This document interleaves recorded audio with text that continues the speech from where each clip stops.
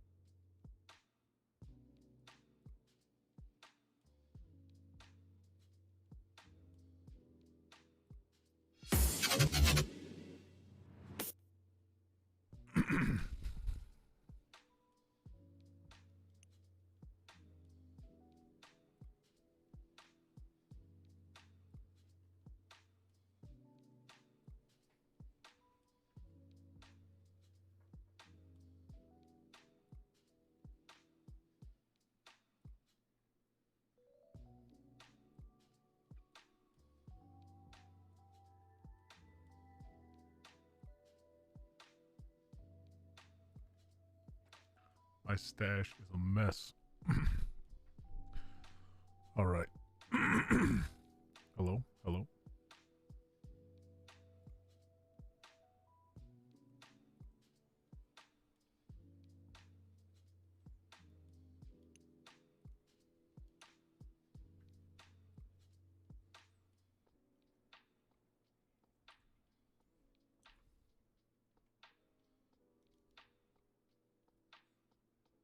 Why is there fish in this backpack?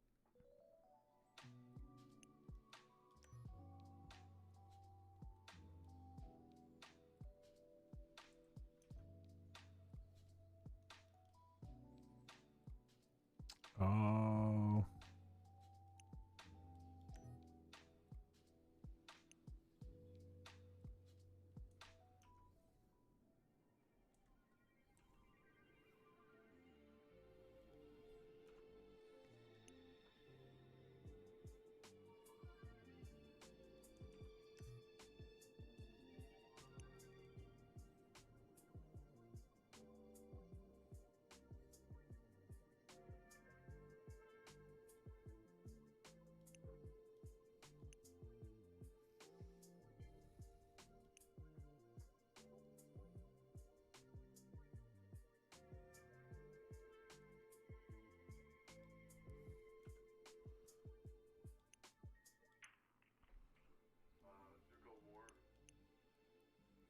Are we doing it at the same time?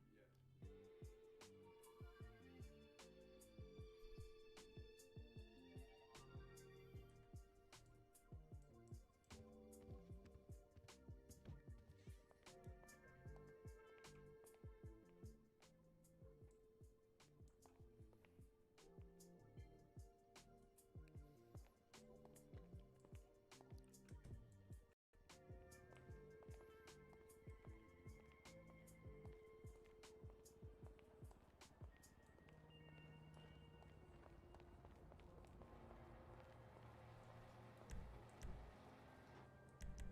Shit. Where's my rebel?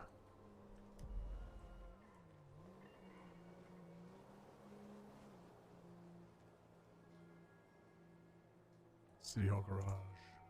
Damn.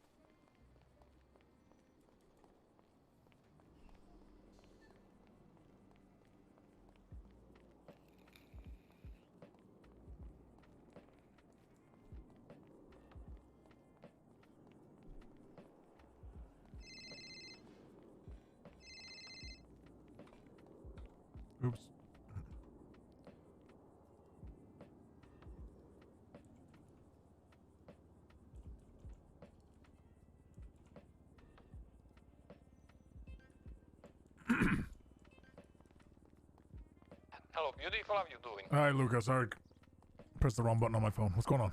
Ah! You all right? Yeah. I'm just getting murdered. You all right? Don't worry, that's normal. Okay. You know, family do be family. Yeah, they do be that like that. What's going on? What can I do for you? I have a question, my beautiful friend. Of course. So, apparently I have a warrant. Okay. And you know, I would turn myself in, but I want to plead not guilty and I want to take it to bench trial. So I need to know what officer wrote the warrant, right? Okay. Is that something the police should be able to tell me? Who wrote the warrant? Yes. That really depends on the officers. I was literally told they can't tell me. I think they are trying to, what you call it, litigate my rights.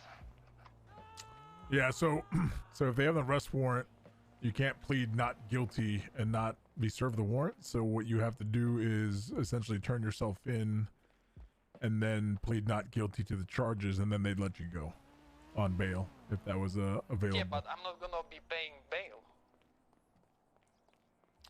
Well, you'd have to if you want to get released. If you want to plead not guilty, the only way to get released from jail at that point would be to pay bail. Yeah, but that's the thing. I want to do that, right? But that's the reason why I need to know when the officer is around, so I'm not fucking going to jail forever or fucking getting a bail hearing, whatever shit. Well, there. Okay. Let me see if I can call.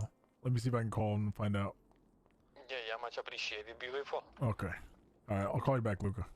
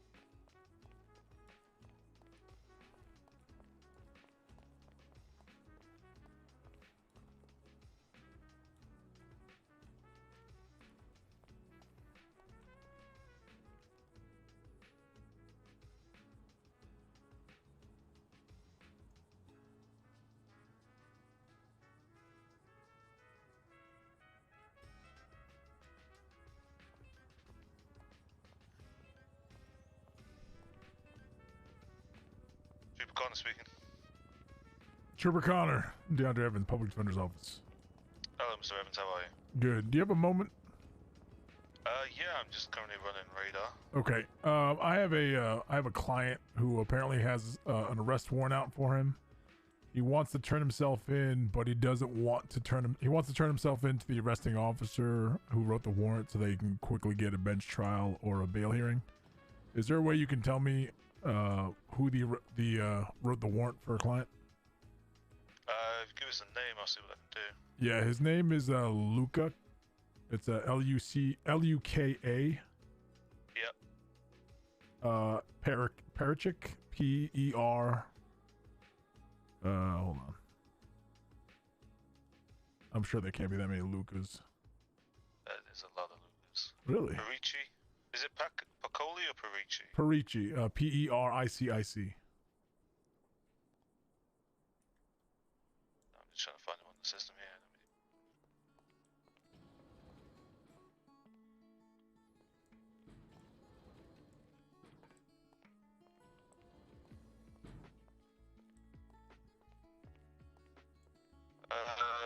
Perici, instant report. Yeah, so let me see, that's incident. If you can't tell me the arresting officer, if you can just let me know if he's on duty now.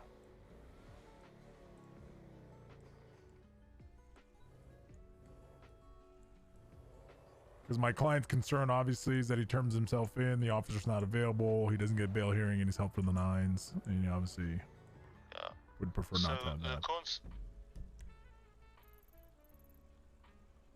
so according to the report, it's the senior rank is Liam Kavanagh.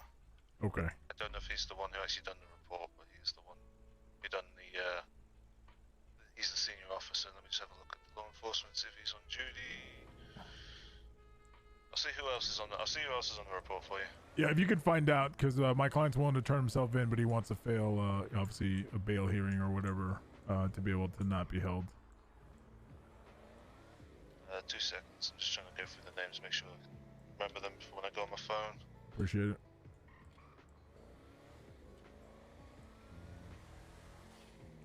Okay, so none of the officers who were involved in the initial report are on duty.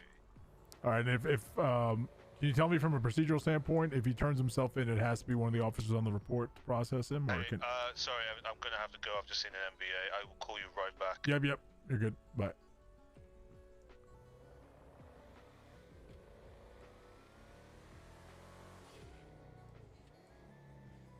Hey, what's up, Jack? Hype for 2.0. Yeah, there's some good things I'm hearing across the board for criminals, for cops. Like, a lot of the stuff they've been teasing has looked really good. I got to do law school here in 30 minutes.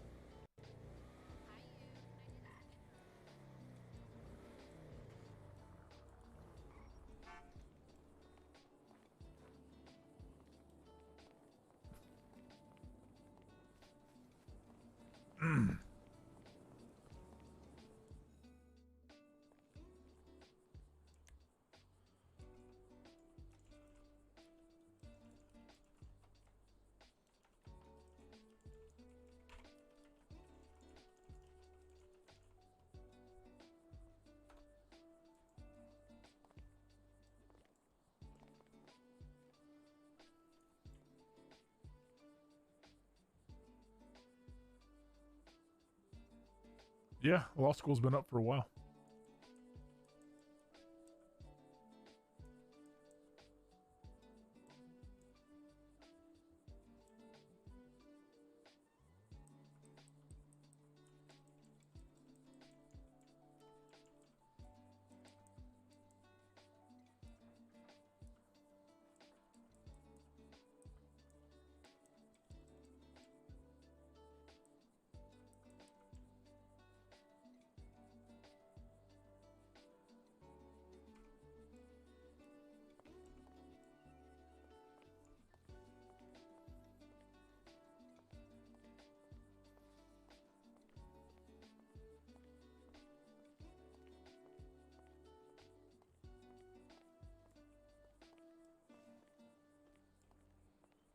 There's supposedly a full-on courtroom up here, which was put in, which I don't remember them putting in. That's not it. That's not it.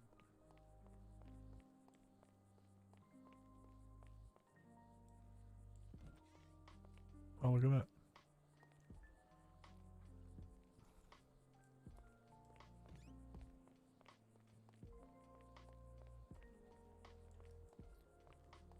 Put a little sign.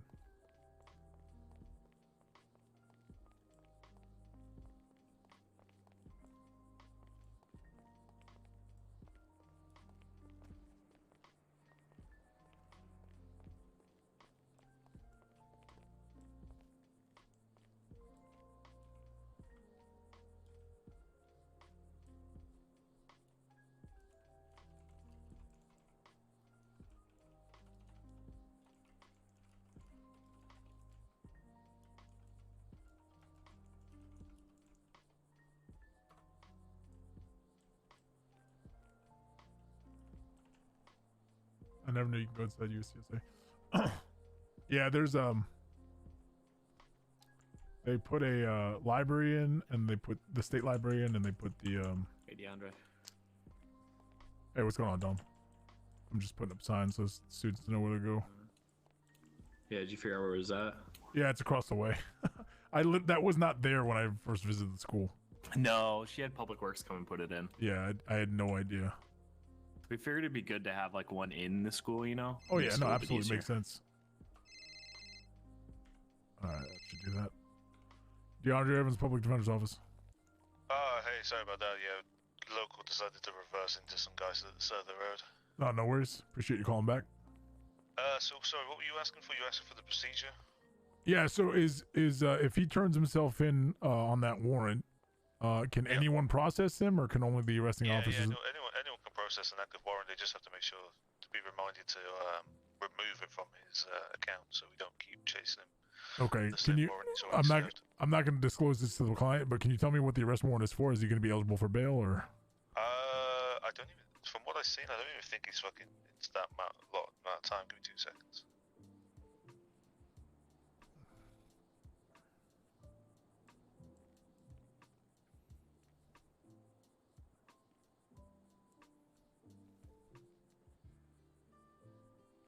Oh my god, I nearly got plowed by a local then. So it's failure to obey a lawful order and evading arrest.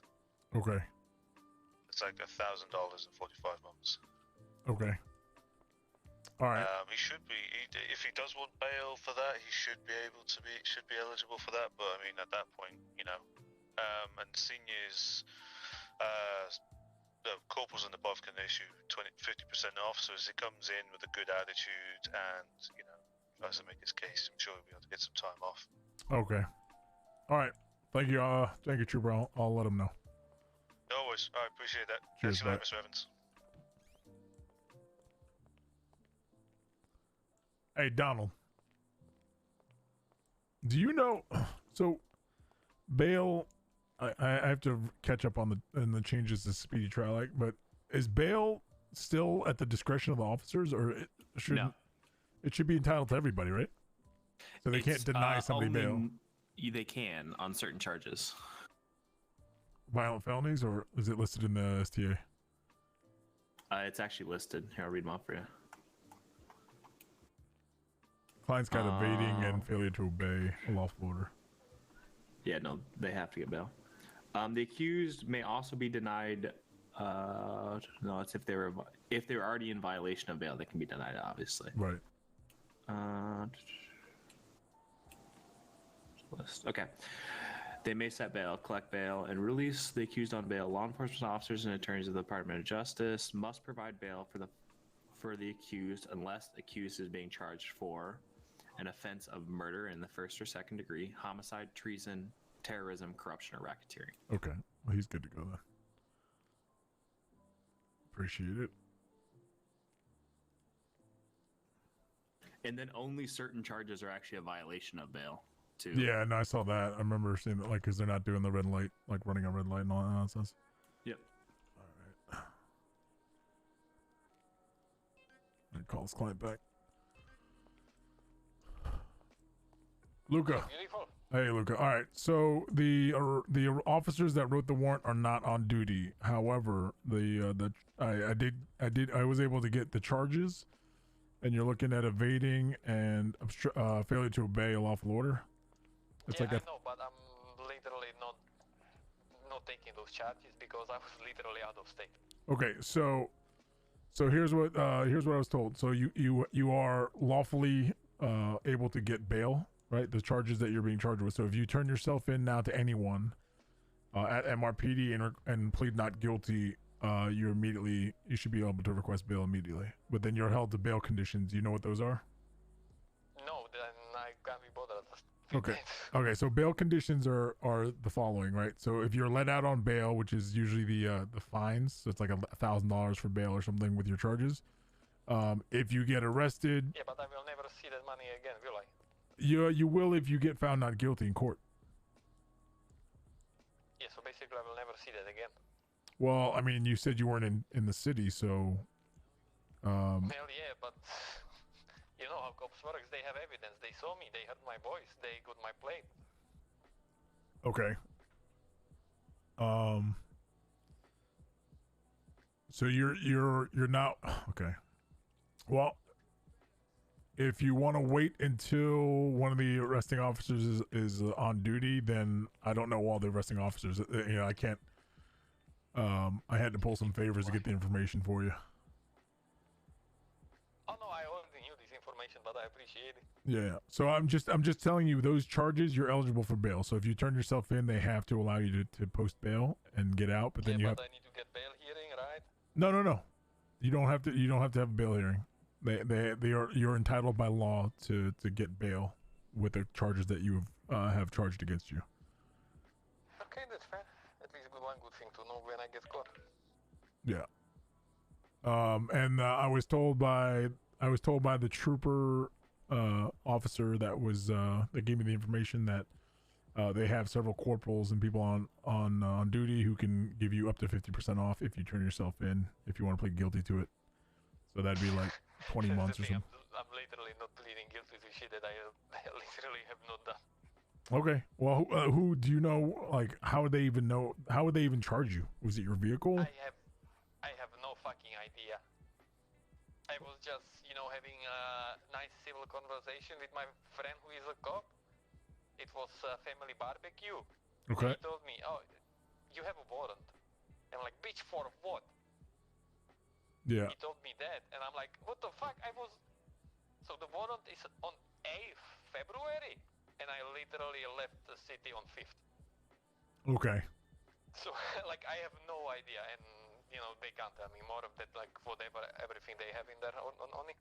Okay. Well, I'll try and find out for you. If you're not gonna turn yourself in, just lay low, because obviously if they pull you over, they're gonna hit you with that arrest warrant. So.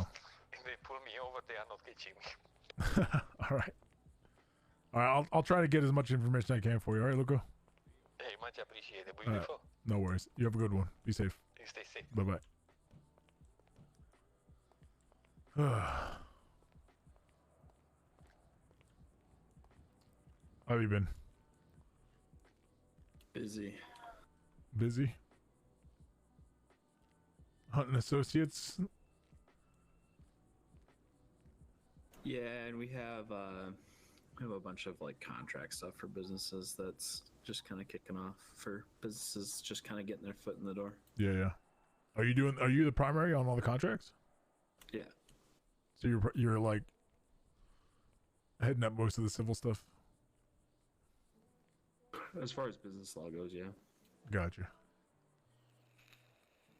But these are clients like I've worked with a lot of them for a while, but they're just like new companies they've acquired.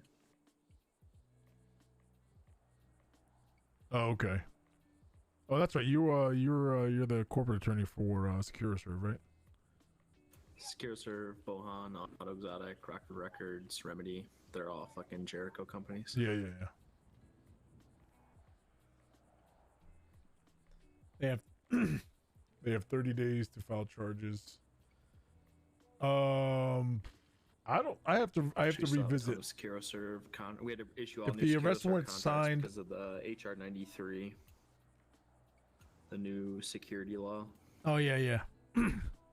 Yeah. Which is nice because now they can actually detain people, which is good. But Hey, do you know if the amendment to the Speedy Trial Act still requires them to the statute of limitations on arrest warrants that aren't signed by a judge is 30 days? they haven't changed statute of limitations at all in the penal code. So if an arrest warrant was issued on the 8th, not signed by a judge, then they have until the 8th of March to execute it, right? Yeah. Okay. Actually, that's I hate to use a loophole, but clients are clients. But if they have a judge sign it, it's indefinite. Yeah, I don't know. I don't want to pry into the arrest warrant with that. If I ask about the arrest warrant, I feel like someone's gonna be like, "Oh, the judge didn't sign this," and then they're gonna press it.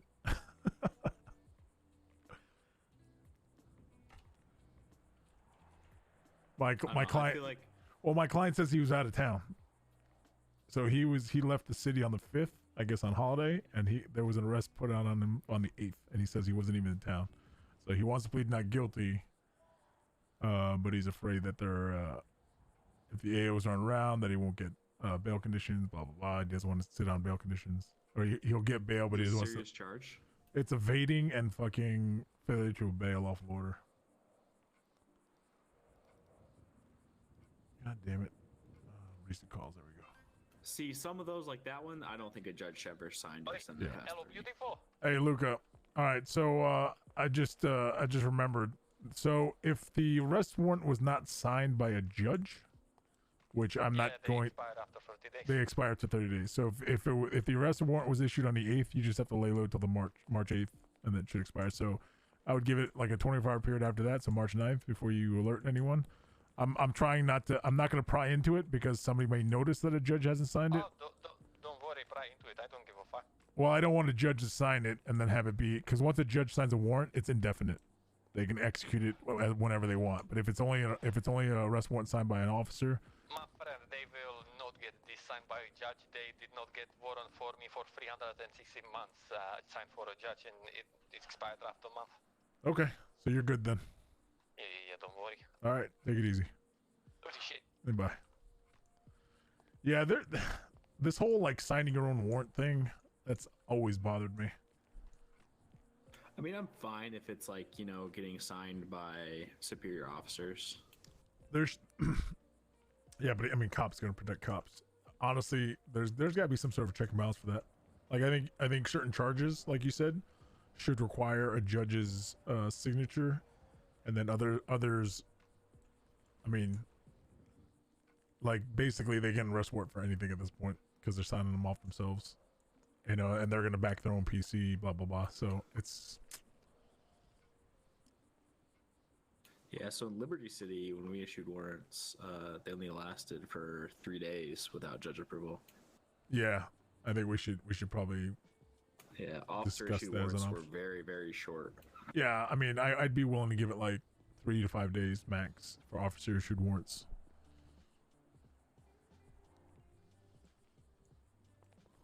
That was Mary. Oh, that reminds me. So this week is the start of the criminal court. I want to try to implement some of the stuff in the outline at least. Yeah, that's fine. Basically just I know cover. you had like objections and stuff like that in there, and Yeah, I mean, so those the basic things that I don't know what was covered when you guys covered the actual structure of the court. yeah. So we didn't go into obviously like the actual layout of a courtroom at all. Okay. We're gonna kind of do that up here. You know, Okay. which side defense sits on, which side prosecution or plaintiff sits on. Yep. Where the judge sits, where jury sits, all that stuff. So we can do that one today because we didn't touch on that at all. Okay. We didn't really go over what first and second chair means. Okay. We didn't go over swearing in. We just went over oath and affirmation. Okay. Yeah, all that stuff should definitely be done in the first week, the class 1.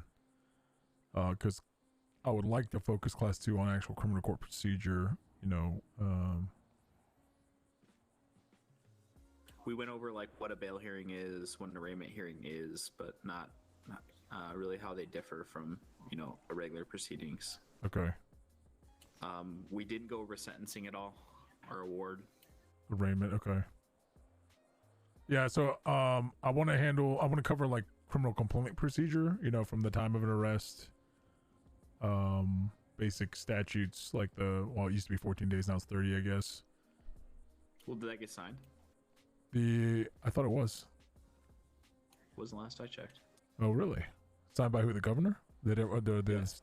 So the state reps signed it. Let me see.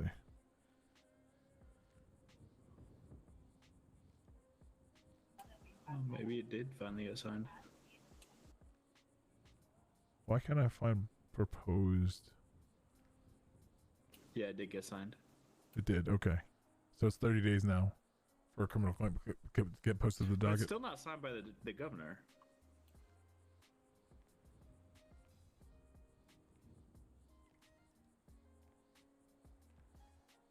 As this is a resolution, does not require approval of the governor. Why can't I find this in the...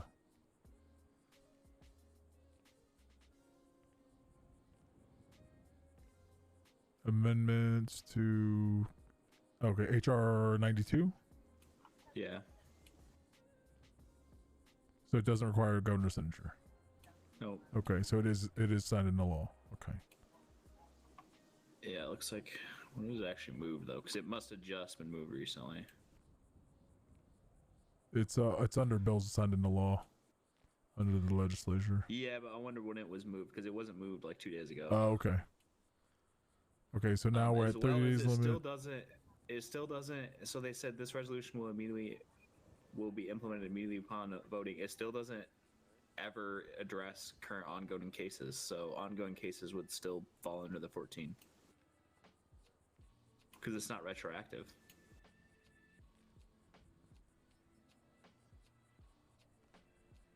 When was it moved? February 13th.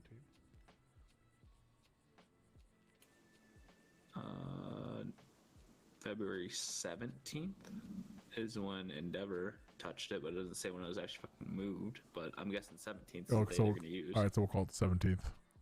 So any cases past the 17th fall under the new statutes. So they moved the 14 days to 30 days, and they moved 40 days to 30 days. No, they moved it to 50 days. Okay. So 14 to 30, and then 40 to 50. I feel like 30 days is excessive. There should have been a middle ground, like 3 weeks, 21 days. 30 days is a long fucking time.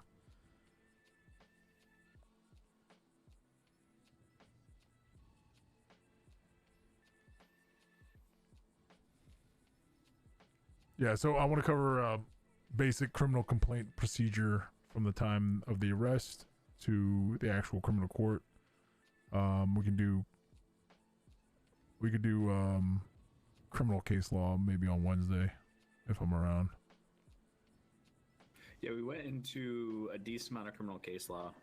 We went really heavy into like Tennessee versus Garner, Terry v. Ohio, Miranda v. Arizona. Yeah, I saw the list. I thought it was funny that we did case law before we even touched criminal case procedure, but that's just we me. didn't. I had her remove a couple of them because like I wasn't gonna really go like Brown versus Board of Education. Yeah. I think there's other case law that's going to be used more for them than that. As well as, what was the other one? I had him remove the one case law that is since been ratified by 2 amendments. It's the one where freed slaves still didn't have rights. Jesus. Oh, what the fuck was that? I was just looking at the other day too.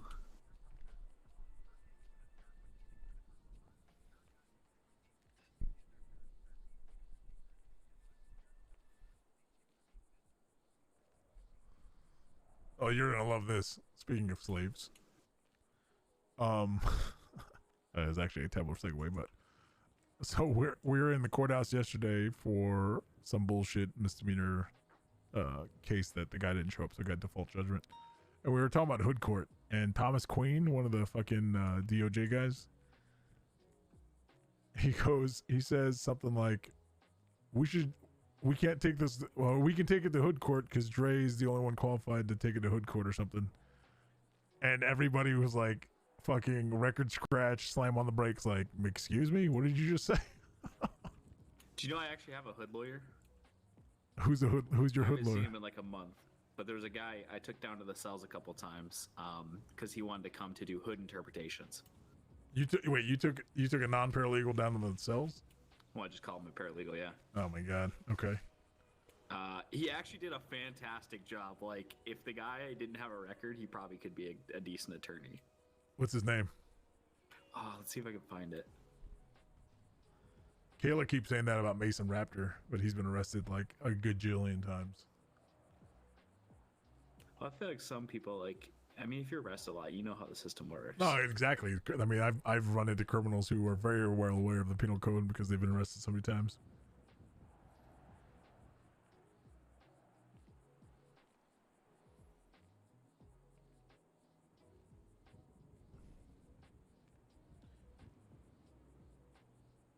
All right, so you did you did basic court structure in let's see. So then for today, we'll do criminal complaint, understanding the prosecution, the defense, different phases: discovery, evidentiary procedure, subpoenas, basic scheduling, adversarial system. Oh, that's the case. Sorry to interrupt here. What's up? She wanted to do Dred Scott. Oh, jeez. That's literally, there's been 2 amendments to fix this.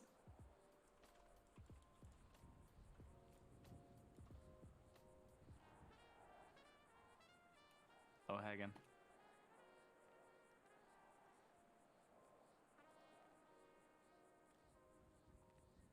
Yeah, depending on the case. What case is it?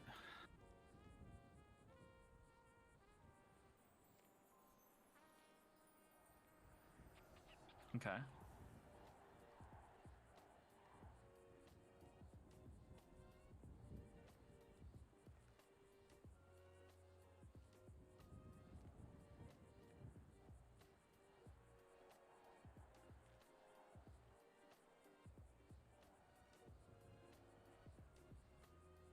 Okay.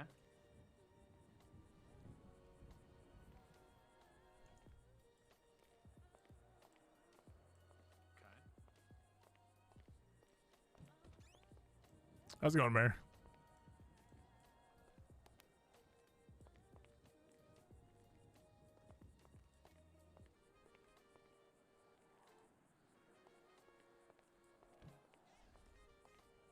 She's deep in thought.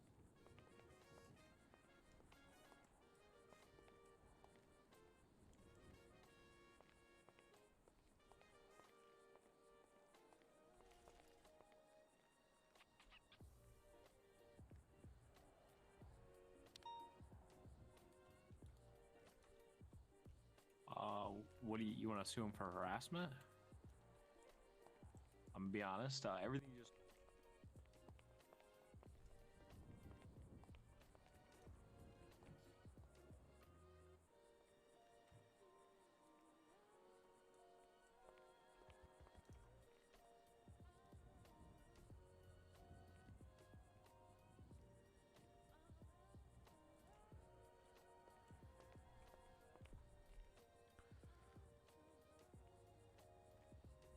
If I sell all my crypto right now, diamond hands. Hey, how's it going? So, Hey, Mayor. can you hear me? Yeah, yeah. I figured Oh, you were. brilliant. I figured you were concentrating on your notes. I didn't want to bother you. Just came out to say hello. I saw you walk in and walk out. I did. I realized I was doing that thing where I hate that when you're trying to prepare for something and people start arriving early and you're not prepared. So I figured I'd just chill out here, reading up on my notes. Oh, no worries. Sorry, I got a phone call. DeAndre Evans, Public Defender's Office. Hey, DeAndre, are you guys looking for a paralegal? We are. I might have someone who would be interested. They are inquiring about becoming a paralegal. Okay. You can give him my number or Kayla's. Okay, she's the only one that can obviously do the direct hiring, but I can at least speak with them. Yeah, okay, I'll get her to give you a call. I appreciate it. Thanks. Okay, Bye. bye. Sorry about that. Oh, no worries. But yeah, no, we're gonna be covering criminal court procedure and a little bit more detail about courtroom layout, etc. So we're up here in the mock court. Have you been inside the room yet? Or formally? Okay. Jennifer gave a little tour of it, first class. Oh, right on. Okay. Oh, it's good. It's a really nice, really nice classroom setup. Yeah. I think since we can't, the courts are usually locked, and only Department of Justice and the PD have access to unlock it. So it's a good stand-in. Yeah, it makes sense. DOJ can't unlock the courthouse anymore, I don't think. Oh, they can't? No, I don't think they can unlock the courthouse anymore. Oh, look at that. Oh. So I think we're waiting on two more students, Liam something and Jordan, who's I think going under the alias of George or Geo Murphy or something.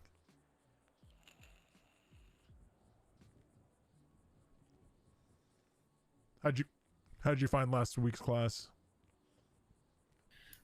Interesting. Yeah, it's I feel like I feel like it's going to be a bit of work and a bit of experience to get caught up with some of the other people in the class, especially if I want to get into the, criminal side of things, criminal law kind of thing. But I think, I'm not put off by it. Oh, that's great. And I know we've discussed this. If there's anything that you feel like, if there's a class that you missed that can be made up, or if you have any specific questions, any of the professors I'm sure will be willing to answer questions. Certainly, if I have time, I'm more than willing to sit down with somebody after class and cover anything that was missed or schedule time to do so. Oh, that's really good to know. Thank you. Yeah, absolutely. You guys are paying tuition. We want you to make sure you get your absolute best out of this. But part of going to school and paying for tuition is actually utilizing it, right? You'd hate to pay money for something and not be able to go and actually get the benefit of it. Well, exactly, or at least I guess as the scholarship be. I don't want to put that scholarship to waste. There you go. That's just as good a reason, if not better. I think this is Geo. Mr. Murphy, correct? Yeah, that's me. Mr. How's it Murphy. going? All right, I think we're waiting on Liam. But we've got like a minute or two spare, so we'll give it a couple minutes. All right, sounds good. I brought my girlfriend Sophia with as well again. Is she here? Yeah, she's right next to me, like right here. Okay, I can't see her. I thought for a second I thought you were talking about an imaginary person. I'm sorry. Is she saying something? No, she's not. Okay. I can see her, Deandra. What the hell? Yeah, I can see it too. She's real. She's real. Well, I mean, She's a I real person. can't. It's just you. Listen, somebody in the city. Oh, now I see her. Wow. Okay. Listen, That's somebody awkward. in the city married a tree or a plant or something, so I can't fault anyone Listen. for. Deandra, I'm not that weird, man. Listen, I have no judgments on anyone. Okay, if you want to have an imaginary girlfriend at whatever age you're at, sir, you're more than welcome to. Yeah, the public would look at me very differently when I run for state rep again. That's the guy that had an imaginary girlfriend. Don't vote for that guy. Listen, our chief justice is marrying someone who married a plant, so no judgments. Wait, he's marrying that Rose girl? Yes. Yeah. Oh, goodness. She's yeah, exactly. So Oh, Hey, goodness. Rose is really nice. no, she is. She's a wonderful person. I just, she married a plant. So if you want to date an imaginary girlfriend, knock yourself out. Somebody married a Crypto plant. is booming. Oh my god. Yeah, I want everyone to sell, so they just go ahead and not increase the selling. price. Nope, not selling. I'm holding until like at least 700 minimum. You to have sell. you have to tell everyone. So this is all hypothetical, but last time crypto went up, it went up faster as people sold, which is the reverse of what it should be. A friend of mine sold like $400,000 worth at 430, and I was like, "How Oh, dumb he's do you mad. feel now?" He's mad. Yeah, I sold 200,000 at 4 something. so I'm. I got like 110,000 in crypto right now. 440. So that's what I'm saying. I Sold think 200,000 crypto in the city works in reverse. The more it gets sold, the higher the value goes. Meanwhile, she's got fucking $1 million into it. You have 1 million in crypto? Oh my god. I have 1.4. I have 1.4, exactly. holy shit. Yeah. How many coins is that? I have almost 500 coins. It's only 225,000 or something. 2,600. Good god. Jesus. Did you just Yeah. never spend money like your entire time in the city? So her go-to I plan, saved. yeah, she just does go postal and puts all towards it. So usually my I'm God. the one having to pay for the dinners and such, which is fine. Go Postal. Are you the CEO of Go Postal at this point? To do that, I mean, that's an incredible amount of Go Postal. It's true, yeah. It is. Got some nice cars, though. I'm just saying. How much do you make on Go Postal? I thought it was only like It's not 4 or a lot. 5,000 an hour max. Yeah. Something like that. My god. Yeah, she's a maniac when it came to that.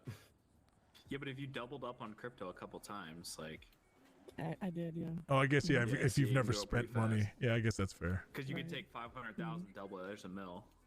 Exactly, yeah. Yeah, what that's I did. fair, I guess. I've spent my money on cars and motorcycles and stuff. Not for me. I just bought a new car. What'd you buy? MF1 Spider. Is that the one that's one of two in the city or something? I don't know. Or is that the I just Progen? like because the roof goes down. The roof goes down. That's why I bought my Serrano. It's one of the few actual convertibles. You still have that shit box you bought for like $50 or whatever? No, I gave that away to some lady. I felt bad. She had no car. One of my She buddies gave us a ride somewhere, so I gave it to her. He just arrived recently. Was saying I went to college with him. Somebody gave him a fucking Hellfire for free. What? I was like, what? I've been trying to get one for months now. That's This like guy a- gets one for free. Isn't that like a $140,000 car? Yeah, it was a fully upgraded Hellfire. One of the racers gave it to him for free. Holy shit. I'll Well, buy you one. Thank you. look at that. Because she knows most of my money's going towards campaigning next term. Mr. Murphy has a sugar mama. Wait, Eva, didn't I Drives my cars like every day, so. Yeah. Eva, didn't I photograph you for the Bohan model shoot? Sophia. I still got a bunch of pictures that I got to process. You're one of them. The name sounded familiar. All right. Another minute. We're gonna be five past the hour, so might as well start, I guess. Okay. I actually had a friend once too that accidentally transferred some of his crypto to somebody that actually is never coming back to the city. Oh, Yeah, it was a whole accidental brutal. thing. that's the. Yeah. I've heard of instances like that with cars and houses where they're like, yeah, so and so's left the city and they have all my stuff. Yeah, that's actually happened to Vlad Todd. One of his buddies has one of his supercars and won't give it back. See, that's Yeah, it's a yikes. That's all I gotta say. yeah, that's when you petition the federal government, go to the federal court system. Gary Schumann once, instead of invoicing somebody $60,000, sent them $60,000. Nice.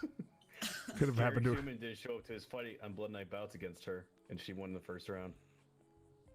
Oh, that's right. You won the whole thing, didn't you? Oh no, you Second place. second place. Almost. That's right. Damn. See, She's a better fighter than me. so you better not fuck around and behind her back. She'll fucking beat the shit out of you. Oh yeah, I worry about it every day. All right, let's go inside, I guess. Let's Alright, start. sounds good.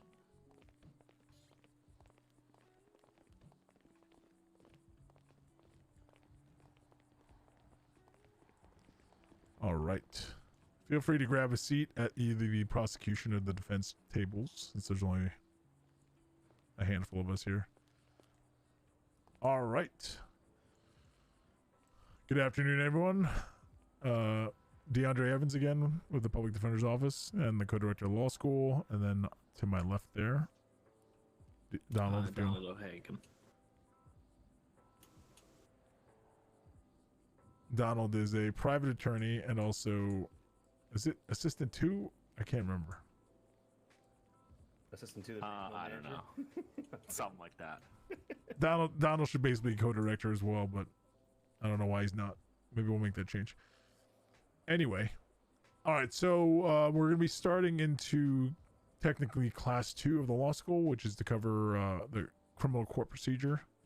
Okay, so we're gonna start with Donald.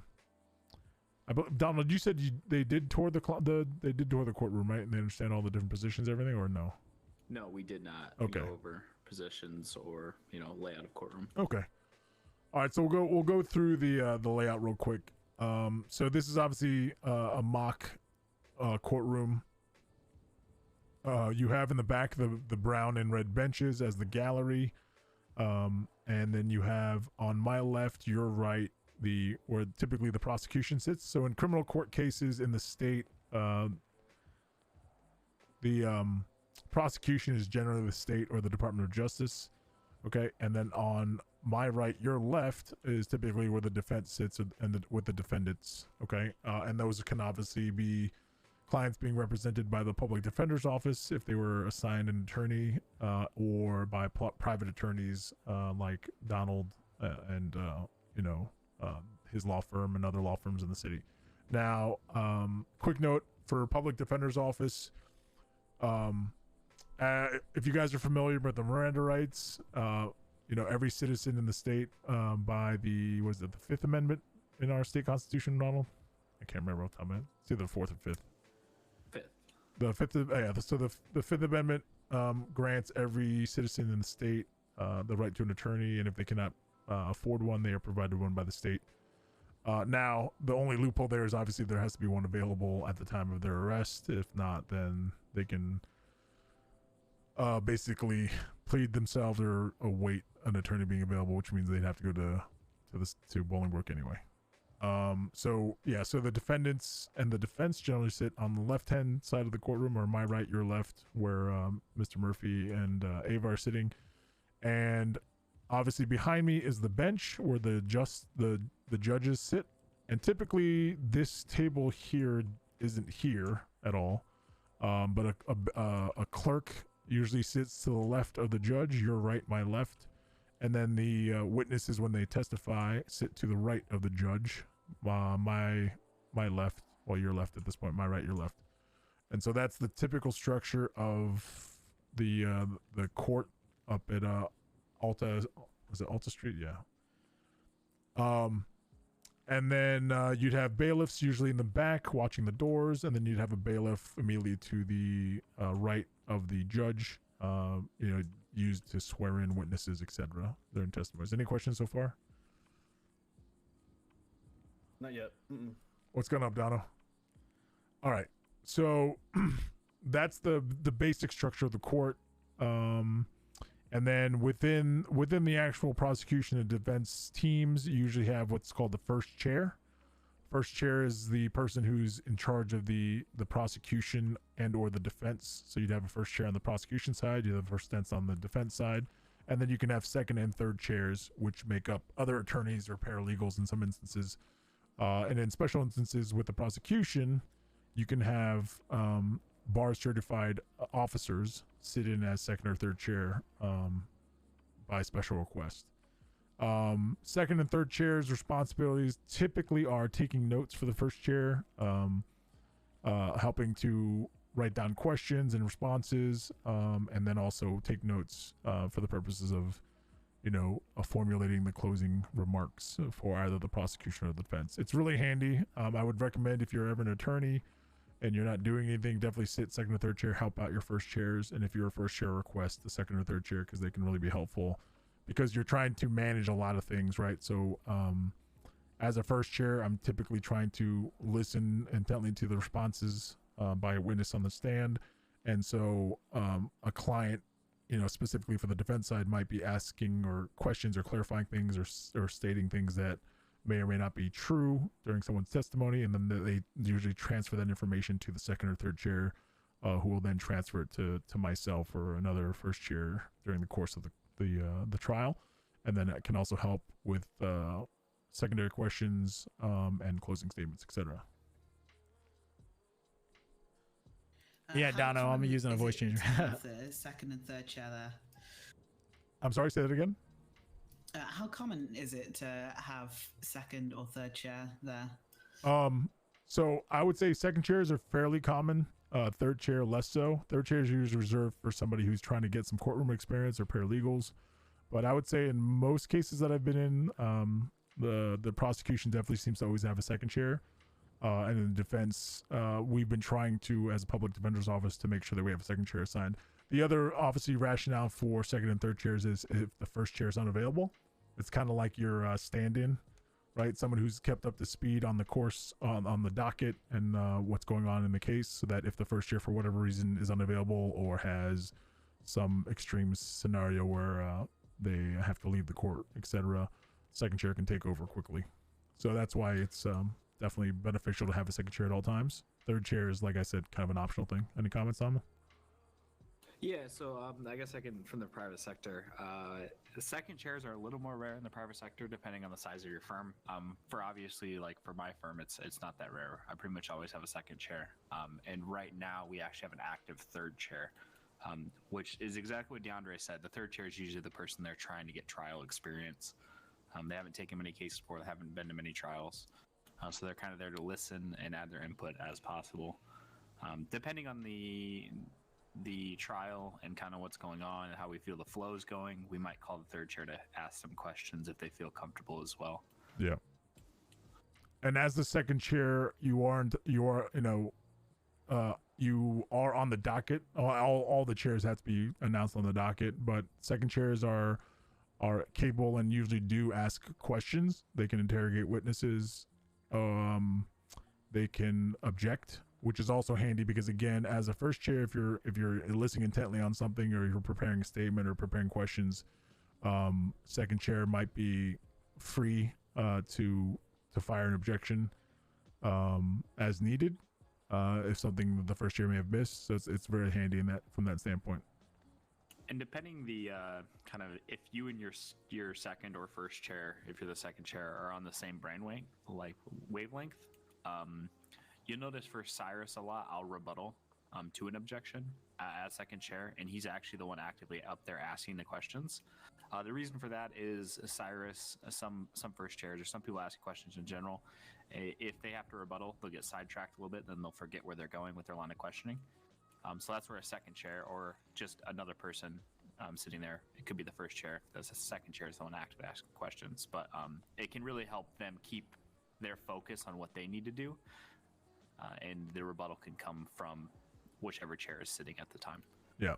But in general, in most states, and then especially in San Andreas, it's mostly first and second chair, third chair is starting to become like a newer thing. You said, Donald. For larger firms, yeah. Okay.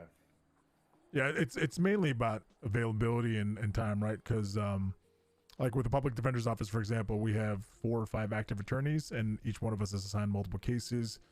We tried at the very minimum to have a second chair available for every case for the reasons stated, and then the third chairs will be our paralegals, which currently we have none, and we're currently hiring if anyone's interested after law school. And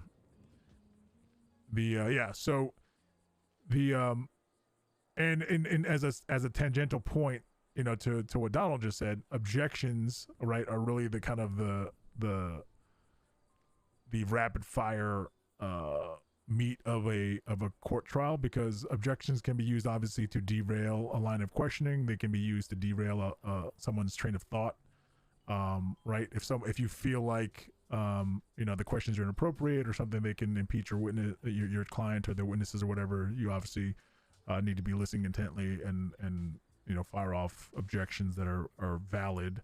One, to, like I said, derail the line of questioning, and 2, to literally derail someone's train of thought, because some people are very focused and they try to get on a specific path, and if you can kind of knock them off that path, it kind of stumbles them a bit, and that works with prosecution as well as the defense. Understandable. I will say for jury trials, sometimes objecting too much can, it can rub the jury the wrong way. Even though it's not supposed to, obviously, it can. So in jury trials, you need to be a little more careful with over-objecting. Yeah. Fortunately or unfortunately, depending on how you see it, jury trials in the state are few and far between. They're really held for grand jury trials of major cases. Which means at present, with no jury trials really in the foreseeable future, in the recent past, everything is really testified to the judge, right? Because the judge ultimately is making the ruling. Okay, so having said that, we're gonna kind of just go through we're gonna kind of dissect the anatomy of a typical criminal court complaint, okay, from A to Z in a very kind of superficial manner. If you have any specific questions about specific sections, by all means, interrupt us and let us know. So criminal court is obviously, as I said, related to criminal offenses to the penal code in the state. So I'll go from an arrest for an example. Okay, so a citizen gets arrested for violating the penal code, whether it's a robbery or attempted murder, whatever the case might be, right? So they're arrested, they're put in the cells. They have 3 pleas that they can plead, right? They have not guilty, which as it states, you're basically pleading not guilty to the charges and you're saying you didn't do it, okay? You also have a no contest plea, which no contest basically means that you are agreeing to the to the penalties, but not agreeing to the charges themselves. Well, what that allows you to do is essentially do the time and pay the fine, and then appeal the decision after the fact. And there's a specific reasons why a lot of people, criminals in particular, go that route. I will cover that when I backtrack here. And then finally, a guilty plea, which of course, as a citizen or a suspect in the cells, you're agreeing to all the charges and the sentences and fines. You would spend your time either at the prison or in the cells at MRPD, and then be released once your time is up. Guilty pleas, obviously don't require any legal intervention after the fact. You plead guilty, you go to jail, you pay your fine, you're done, and you get released, and you go on your merry way. That's what the cops are and the DOJ are ultimately looking for, is a guilty plea, so that they can wrap it up and be done. No contest is also favorable to the police, primarily because they're still putting you away, they're still collecting a fine, and if the client or the suspect wants to appeal the decision, they can do so by the appellate court after the fact. And basically, like I said, you're basically agreeing to serve the time and pay the fines, but you're basically telling them that you still believe you're not guilty, and you're gonna fight it in court after the fact. Now, why this is favorable for a lot of criminals, if you will, is because if you plead not guilty, you're essentially, the only way to avoid jail time at that point is to post bail. Okay, and bail is authorized by the police officers in the cells at the maximum of the charged fines in the cells. If the crime is severe enough, bail can be denied and has to be granted by a judge at a bail hearing. In which case, you'd have to find a judge, and then everyone would have to go to the court and do a little mini bail hearing, which is basically like a court before the court. You're basically pleading your case as a client or as a defense to the judge, to the court, as to why you should be granted bail. Okay, and then the prosecution would defend their argument as to why a client should not be granted bail. Judge makes the decision, and then you are or not granted bail. If you are not granted bail, you would obviously have to be held for what they call the nines at Bolingbrook. The nines being just held until trial, essentially. Okay. And if you are granted bail, you are beholden to what they call bail conditions. Okay, and the bail conditions are as follows: you cannot commit specific crimes while you're out on bail. Okay, you cannot carry a firearm while you're out on bail. At any time, if you're out on bail, if the police have the right to stop and search you. And I forget, what's the last condition, Donald? Is that it? I haven't had anyone ask for bail in so long. There are specific crimes that if you are out on bail, you're still able to be out on bail conditions. Minor offenses like running a red light, jaywalking, things like that. Minor criminal offenses won't violate your bail conditions, but obviously if you're out on bail and you rob somebody or rob a store, carjack somebody, you are going to be then remanded back to prison and held for the nines until your trial date. Does that make sense? Yes. Okay. So that's why, as I said, for some individuals, bail conditions are not the best idea. I'm pretty sure you can carjack somebody. Can you really? That seems like you can carjack somebody. All right. So back to my point. That's why for some individuals who live a criminalistic lifestyle, bail conditions are not ideal because they can't help themselves, and that's their life, right?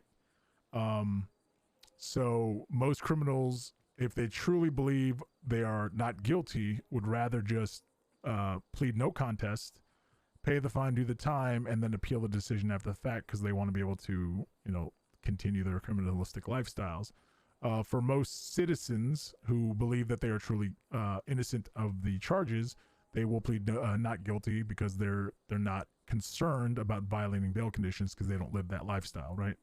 So that's why those three pleas have a very specific distinction between themselves and for individuals depending on their lifestyle. Make sense?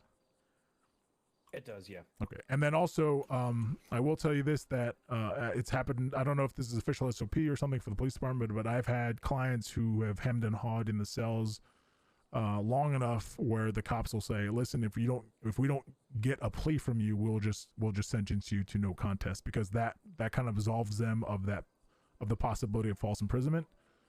Because they're basically going to just say, you're not going to give us a plea, so we're going to put you in jail, but you can still appeal it after the fact. You can't obviously charge someone with being guilty if they don't plead guilty, and you can't just give somebody a not guilty plea if they don't do so.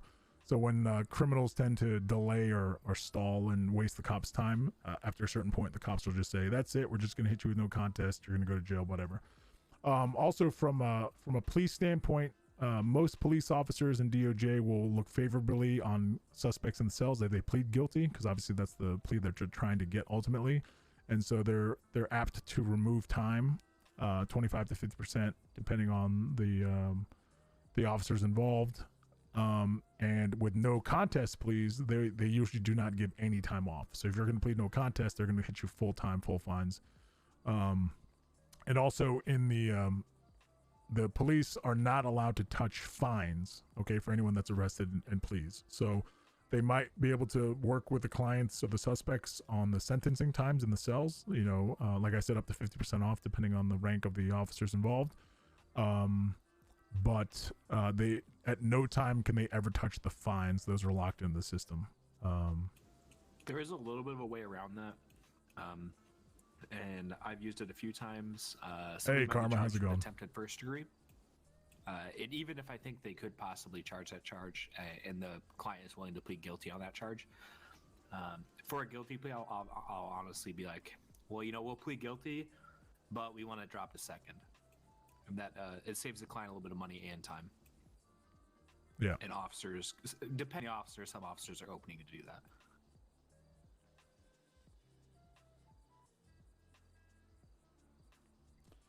Okay, so from a criminal court, criminal complaint court procedure standpoint, right? So obviously, not guilty verdicts or not guilty pleas.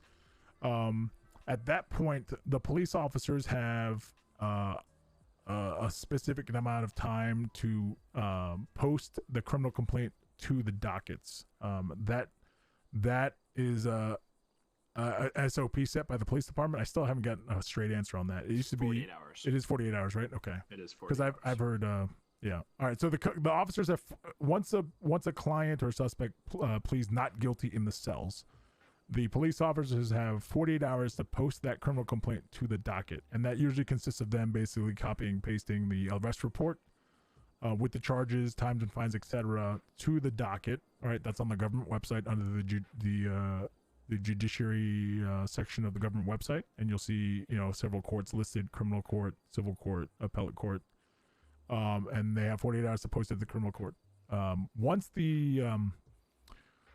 Once the criminal complaint has been posted to the government website as a docket, the entire system has now 30 days to send that case to trial. Okay.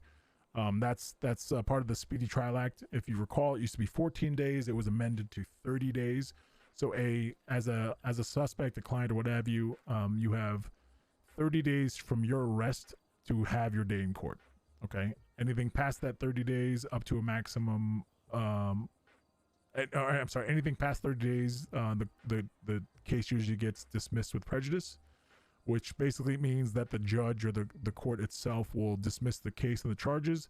With prejudice means that they cannot bring those charges back up. Okay. If something is dismissed with prejudice, that means that they can no longer be found or charged with those charges. Well, not charged. I'm sorry. That specific case, then those specific charges can't be levied against them for that specific incident. And if something is dismissed without prejudice, that means that it was dismissed for some other reason, and that case can be brought back up.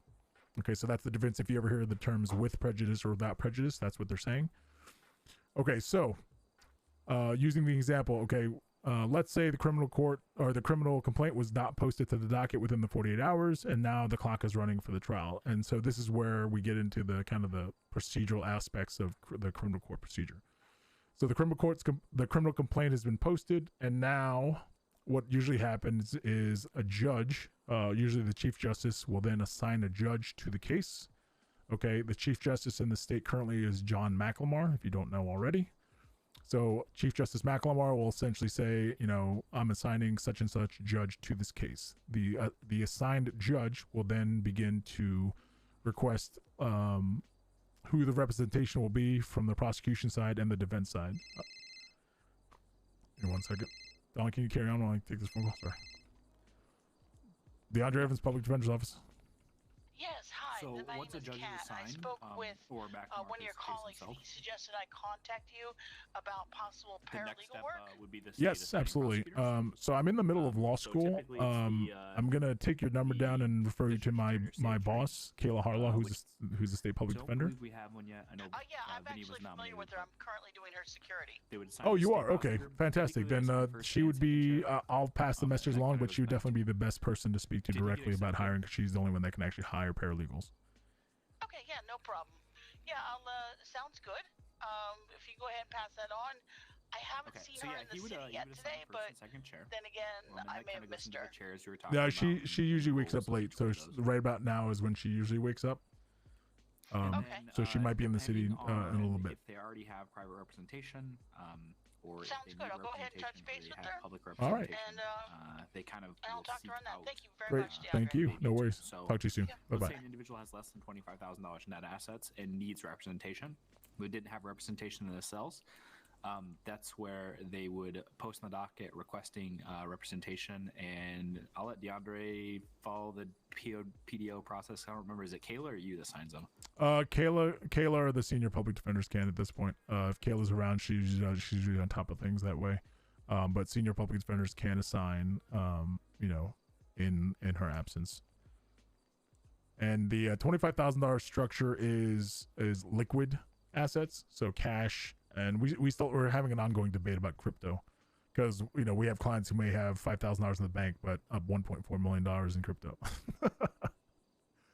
How does that work though? Does that like affect your court case per se? Like let's say if you have a $30,000 bail and you say, hey, I can't afford that, but they do your records and they find that you have like $2 million into crypto. Can the courts be like, yeah, just take out crypto? That's all you gotta do. Like how does that work? So we haven't had that issue happen yet, because the way it's structured, it's supposed to be $25,000 of liquid assets, as it was described to us. You know, in multiple state public defenders have had this conversation, and so what we've done is we ask for a snapshot of your bank statements, of your current cash balance in your bank. Obviously, there's ways to go around it.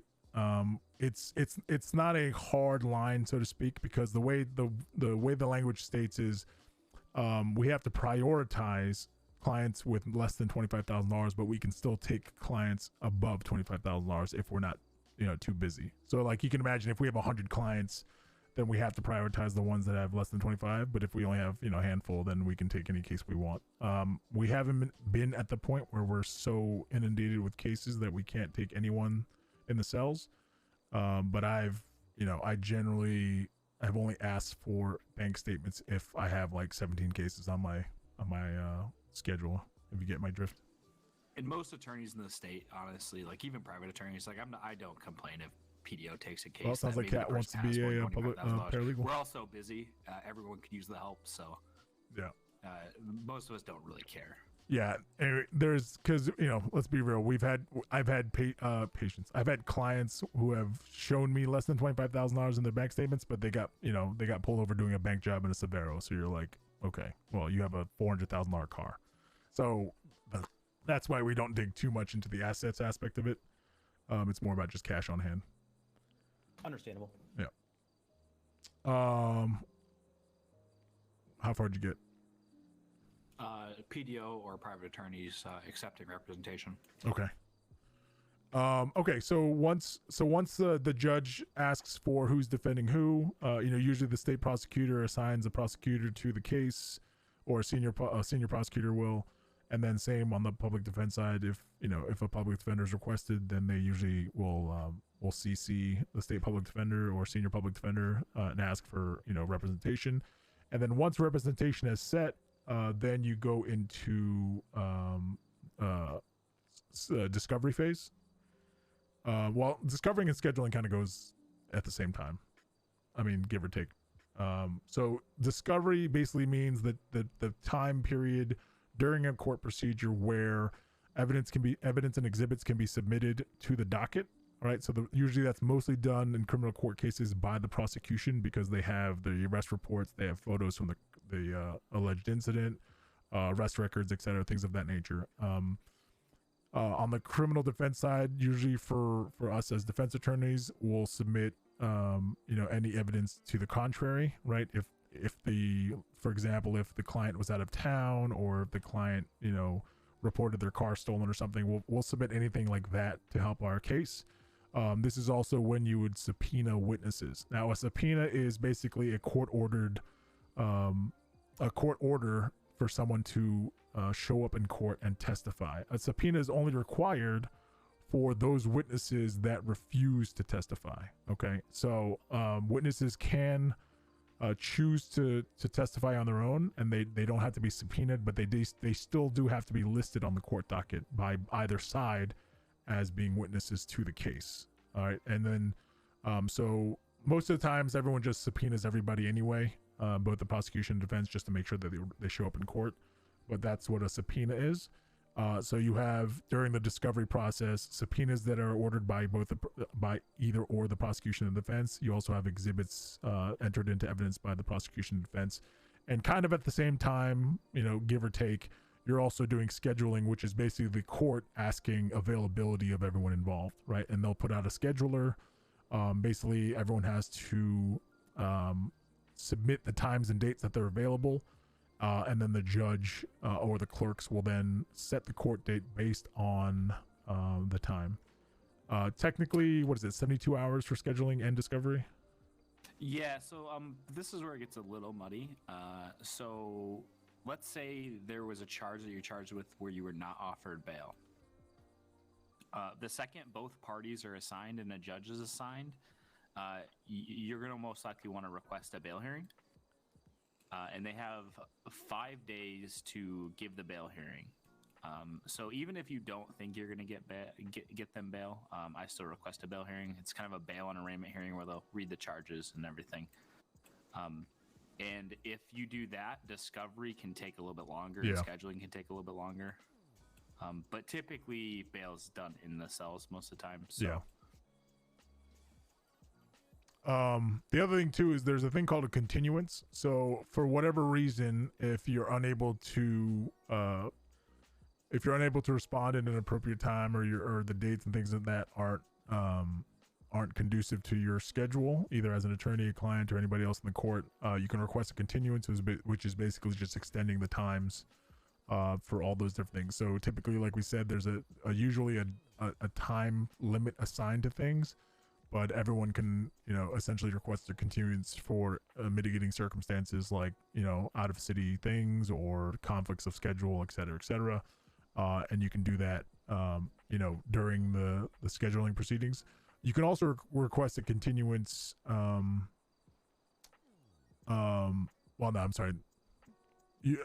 Let me pump the brakes on that one. So that's what a continuance is. Basically asking for more time to either gather evidence, push the court cases, dates, et cetera, okay? So those are important to recall, to remember that you have those available to you. Any questions up to this point? Electric Bash, thank you for the follow. How are you doing? Welcome to the stream. Yeah, none for me. Okay. All right, so criminal court's been posted, attorneys have been assigned, evidence and subpoenas have been submitted, the court's been scheduled, now it's trial date. Okay, so typically, how are we looking on time? We got about 20 more minutes. Okay, so typically what happens in the court is what's referred to as the adversarial process. All right, adversarial meaning prosecution versus defense, right? And the way that usually opens up is, the judge, addresses everybody, and then the bailiffs do all their thing. And at that point, the prosecution in a criminal court procedure will open up with opening statements. Okay. Let me rewind a little bit. the judge will ask the prosecution to read the charges, okay, and then typically the judge will ask the defendant how they plead, and then the judge will then go back and say, okay, prosecution, let's have your opening statement. Okay, opening statements, what are they? Opening statements are basically, as they sound, your opening statement to the court and to the judge. Typically speaking, from the prosecution standpoint, the prosecutor will generally say, here's what happened, here's what they were charged with. It's kind of like a statement of facts, and why they believe the court should find the client or suspect guilty. Okay, then the defense does their opening statement. You know, similarly, they state their case as to why the client should not be found guilty, why the case is weak, blah blah blah blah blah, and then closing statements are done. Then the prosecution is then asked to present their first piece of evidence or their first witness. Okay, and then the prosecution will do so. They'll bring someone to the stand, and then you begin the kind of the back and forth, what's called direct, cross-examination, redirect, and then recross. Okay, those are the four procedures. It's usually opened up by the prosecution on witnesses to their side. So if a prosecution is calling a witness, they are doing their direct interrogation of the witness. Okay, and then so you have direct, and then the defense at that point can do a cross-exam, which they can then ask the witness questions. The prosecution can do redirect and then recross from the defense. That happens through all of the prosecution's witnesses. Once they're done, the prosecution rests, and then it goes to the defense side. The judge will ask the defense, do you have any witnesses or evidence you want to enter? And the defense will go through the same thing. Now, Donald, I got to go take care of something real quick. Can you handle the scope of the direct and cross and stuff real quick? Yeah, I was just actually going to bring that up as to see if we're going to go into scope and out of scope. Yeah, sorry. Let me. All right. So during direct or cross-examination, so during direct examination, hey chat, I'm going to go to the restroom real quick. I'll be right back. Witnesses establishes a thing called scope.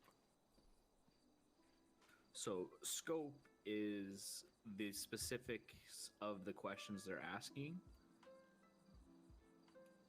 So like if I ask them a question, let's say related to the window tint on their car, and then the defense went up there on cross and said, what did you eat for lunch that day? It's not in the same scope as the question I asked, because I asked about the tint on the car. So they have to stay within my scope. If it's my direct, they have to stay within my scope. And then on their witnesses, I have to stay within their scope for my cross. Okay, does everyone know the difference between relevance and out of scope?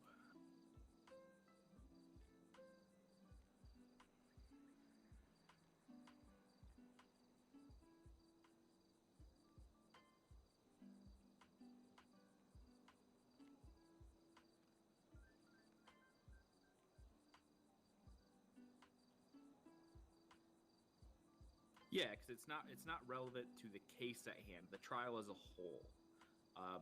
So anything that's not relevant to what they're specifically being charged with for that incident can be brought up as relevance. You can object to that as relevance. And then, so build off that, then what is out of scope?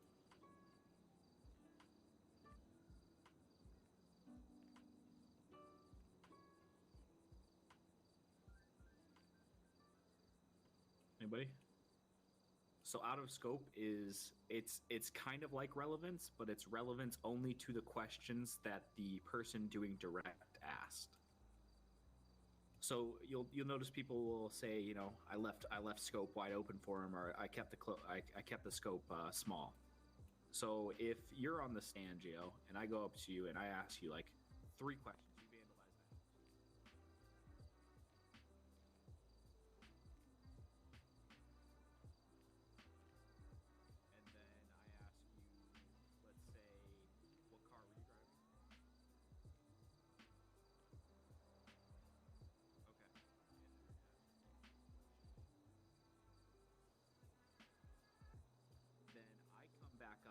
Now doing cross, and I ask, what did you pay?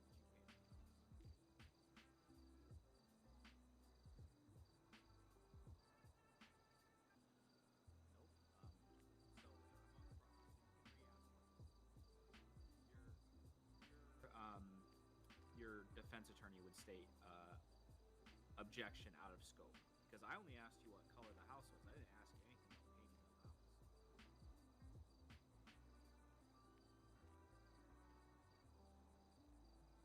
Yeah, but if I never brought it up, that would be out of scope. So that's keeping scope very narrow. Most people keep scope pretty broad, so you can ask almost anything. But it has to be specifically within their line of questioning. That's why when we talked about that second chair taking notes on every question asked, that's why they do that. So that they can provide that to whoever's first chair to go, here's every question's asked. This is what we need to stay within. This is our guidelines for this line of questioning.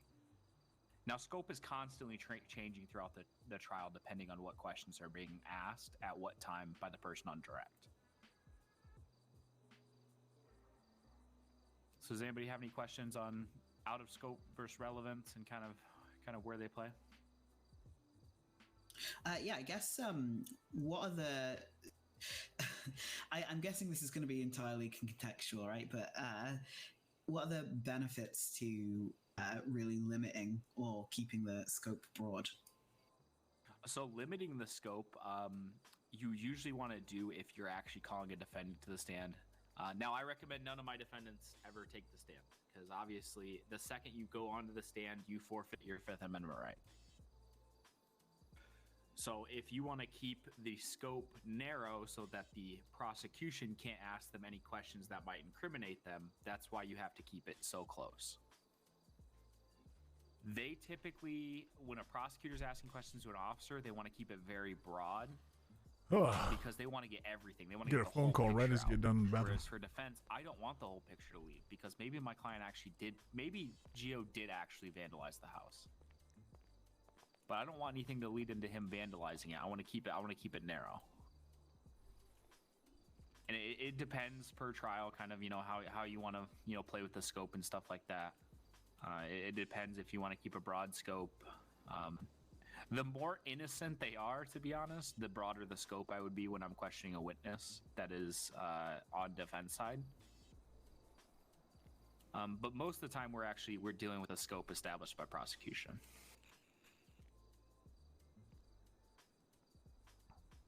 All right, Anything thank you. you think of on scope, DeAndre? No. Just this is you probably covered it, but this is an area where a lot of objections tend to come from, because we're trying to get to specific questions or answers, but again, if it's not your witness, you have to stay on scope, and so that's where a lot of objections fly, and some of your line of questioning get derailed, and so you have to think about your questions when you're going to ask them to what witnesses, etc. And this might be where you'll hear a judge say, "You're on the line here, but I'm gonna allow this line of questioning because they're going somewhere with it." Right.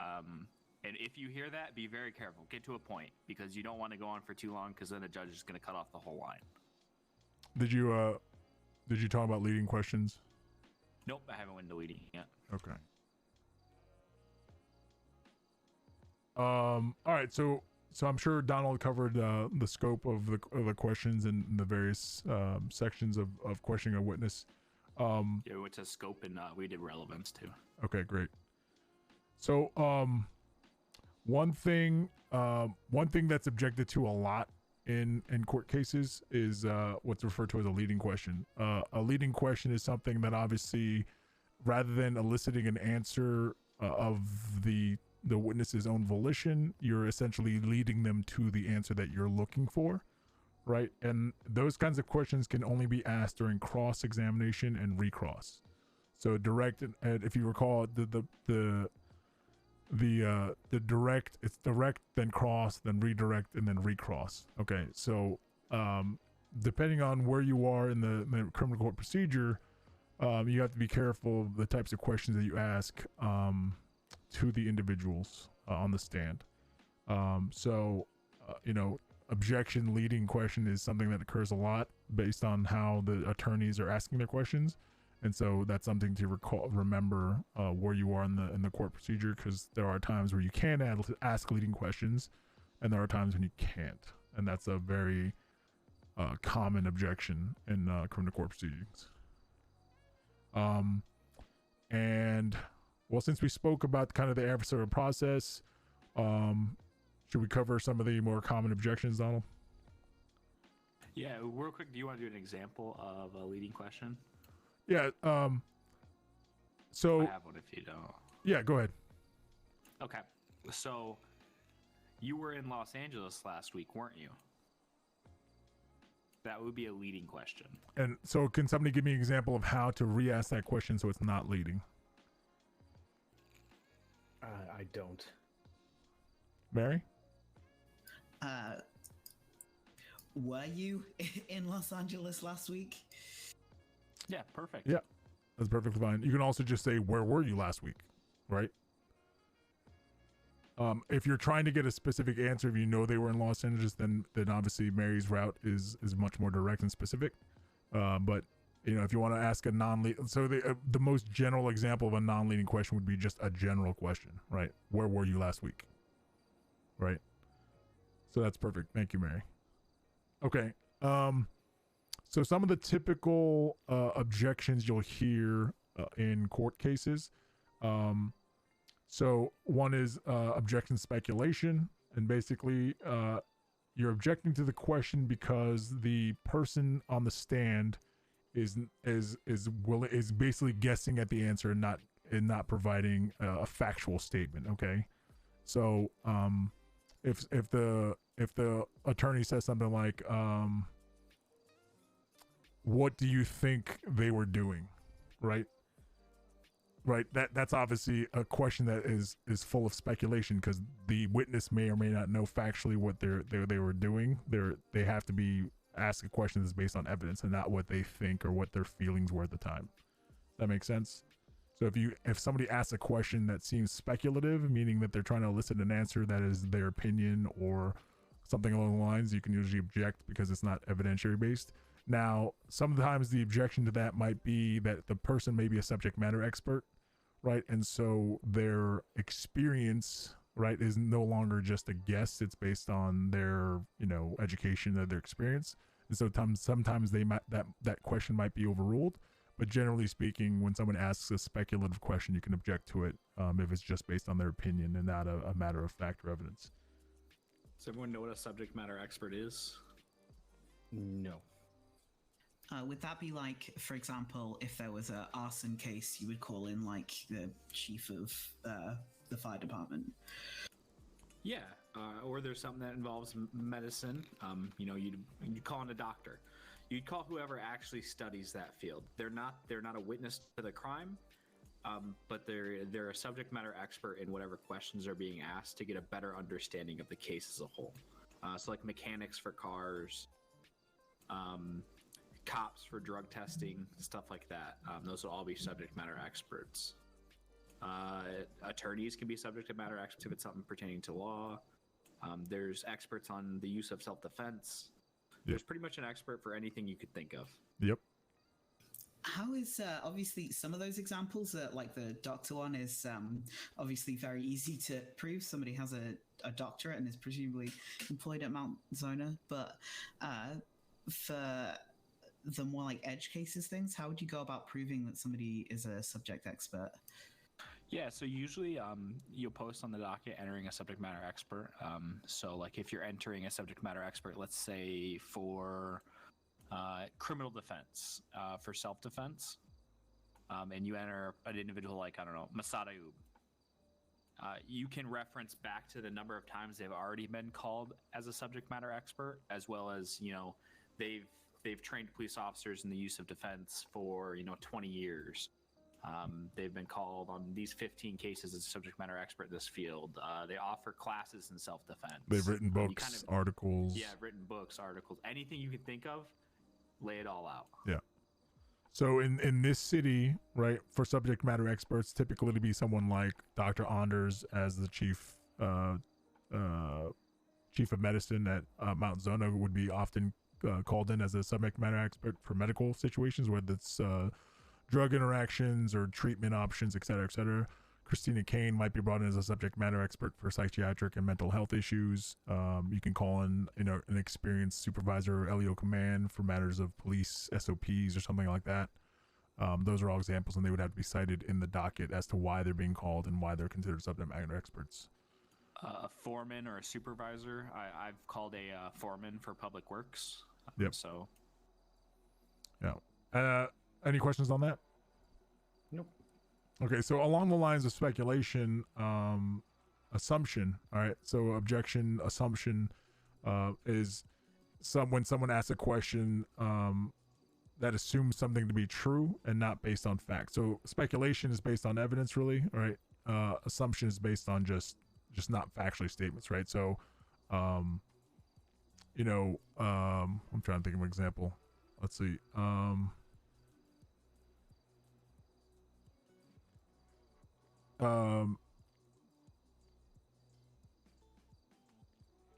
Geez, I'm having you hear so many questions in court, it's hard to like think of them now. So it's a question that assumes something to be true, not based on factual evidence, right? So it's very similar to along the lines of a speculative question. You're asking a question that you're asking them to assume something to be true and not based on fact. Okay. Another common objection is along those lines again is calls for conclusion. You're asking the witness for something that's based on their own opinion and not based on factual evidence. A lot of these are going to be very similar and can be, and again, once you do them enough times, you understand when to use which, but they're all along the similar lines of you're asking for something based on the witness's opinion or a statement that's not based on anything other than the witness's own statements and not evidence or facts or evidence. A good example of calls for conclusion would be like a question. So, are they guilty? Yeah. Because that's up to the courts to decide whether they're guilty or not. It's not up to anyone testifying. Yeah. I mean, that's perfect, actually. Like, it happens a lot. Somebody will ask, do you think they did it? Or, something along those lines. And it's not the witness's place to make that statement, right? Another one that's common is hearsay. Okay. When a witness testifies to someone else's actions, right? Or the question is related to, Mr. Smith, what was so-and-so doing, right? Like they can't know what someone was doing, if they didn't see them, and they're not that person, right? So somebody might be, an example would be, somebody was asked about somebody else's actions, right? If that person obviously isn't that person, so they can't just make a statement to the court that that's what that person was doing because they don't know. It's also if they heard third hand, right? So officer so-and-so told me that this person was doing this. Well, you didn't directly see this person doing it, so you're basing it on third-party information. So it's not really, it's kind of like playing telephone game to a certain extent. You're hearing information from other sources. It's not your own direct witness statement. So therefore, you're not really privy to a direct confirmation of what that person was doing. So therefore, the question shouldn't be asked in that manner. Does that make sense? Yeah. So if I want to know You'll what, often hear the judge on stuff like that say to the actual person testifying, make sure you're only testifying to what you know to be fact and stuff that directly happened to you or was related to you. right? Yeah. So an example would be, Officer Smith says, well, Officer Smith, what did you see happen? Or, they're asked a question and their answer response is basically what they heard from somebody else. So that's not their own testimony. That's how somebody else's, eyewitness account. So therefore, they shouldn't be testifying to that effect. And then I'll finish off with two more relevance or irrelevant. All right, objection, relevant or irrelevant. It's basically if an attorney is asking a question and the other attorney feels that the line of questioning is not pertinent to the discussion at hand, and it's basically like saying you're wasting time, or you're asking something that doesn't really need to be asked. And so the judge will, at any of these objections, by the way, I don't know if Don will cover this, the judge will usually ask the person asking the question for a rebuttal as to why they feel the objection is invalid. And so that's usually one where, if I say objection relevance, the judge will say, prosecution, what's your rebuttal? And they'll say, XYZ is the reason why I'm asking this question, and depending on the answer, the judge will either sustain or overrule the objection. That's a pretty frequent one because we're all human and we tend to go off on tangents, etc. Does everyone know what sustained and overruled means, real quick? That's fair. So Later, Karma. If he objects I'm gonna to be hearsay and the taking the judge train out of the city after sustains this it, law what school does that class. That he agrees. Yep, and that means that Cheers. question We're using the emotes, can I no love it. longer be asked in that form. Yeah. Now, if the judge overrules it, what's that mean? That the judge disagrees. Yep, pretty much just means the judge is going to allow that question to happen. Yep. And usually, even when a judge sustains an objection, he'll usually ask the attorney, please ask and re-ask that question a different way, or move along, or something along those lines. You'll hear us attorneys a lot of times say, "I'll rephrase the question." Yep. Okay, one final objection that's pretty common, and there's a lot of, in the lawyer's portal, you'll see a lot of these objections listed. There's more objections in these also. And then the last one is asked and answered, which is another frequent one. Again, a lot of these are really minor things to, one, derail the prosecution defense's line of questioning, or just kind of keep them on their toes. Asked and answered is one that's really kind of benign. You're basically objecting to the line of questioning because it's already been asked, right? So literally asked and answered, right? And sometimes strategically, defense or prosecution will do this to impeach the witness or impeach the clients, right? So they're basically trying to drive a point home by asking the same questions over and over again. Or sometimes they'll do it to try to get the witness to slip up and give a different answer, right? So it's your job as an attorney to kind of, safeguard your client, whether it's the state or an actual client individual. And so to prevent that from happening, you have these objections that you're in your armamentarium to prevent that from happening, right? So it's a common task or common tactic to ask the same question over and over again in order to elicit a different response, or to try to basically piss off the witness to say something that they didn't mean to, or tell the truth in some cases if they're perjuring themselves. So asked and answered is a common one. And it has to be asked and answered in the same scope of questioning, right? So it has to also be obviously to the same witness. Okay. Understandable. And then finally, there are objections that you can raise to responses to questions, right? So most of these objections are to the questions being asked. And one of the things you have to do here is be quick with the objections, right? Because sometimes it takes a second to process information, right? So if it's a question that can elicit a quick answer, all right, the witness may respond to the question before you actually get your objection off. If you get an objection off after the question's already been answered, right, and the judge sustains your objection, all right, just make sure that the judge strikes that the response to the answer and the question from the record, right, which is essentially asking them to ignore the question and the answer in their decision-making process, right? In a jury trial, the judge would usually turn to the jury and say the jury will disregard the last question or disregard the last answer or whatever in their decision or verdict-making process. Does that make sense? So yes. even if the question does get answered, just reiterate to the court, I'd like to request that be stricken from the record, just to make sure that everyone understands that was an invalid question and answer. Objections can be levied against answers themselves, right?